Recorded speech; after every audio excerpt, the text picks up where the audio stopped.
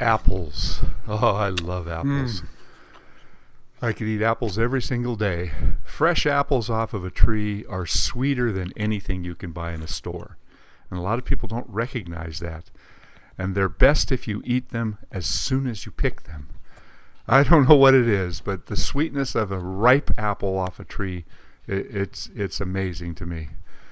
But I'm so sad when I see that so many people plant their trees and don't really do much with them. They might pick a few apples, but in this case, this tree should have been thinned when the apples were about the size of walnuts.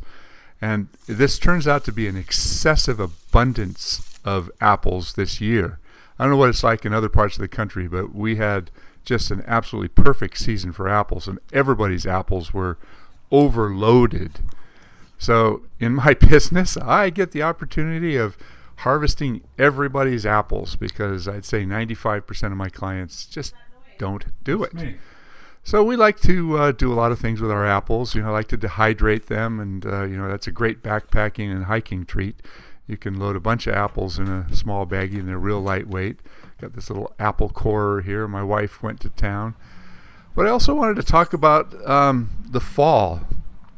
As things are changing here, the fall colors are beautiful, so pay attention. I chose this tree. Actually, I planted this tree 4 years ago for a client, and I was driving by and I saw it the other day, and I thought, I want to get a couple of shots of it now and then 2 weeks later, so you'll see the transition. This is actually from 2 weeks ago when it was just starting to turn colors. This is a red oak, and red oaks are actually native to the east coast of this country. We import them out here on the west coast, and they do really well. Actually, they do too well. They grow probably 2 to 3 times as fast out here because we don't get the cold snaps. And that's actually bad. These trees are not meant to grow as fast as they do out here. In their native environment, they grow at an appropriate rate, and they lose all their leaves, and they go through a deep dormancy in the wintertime.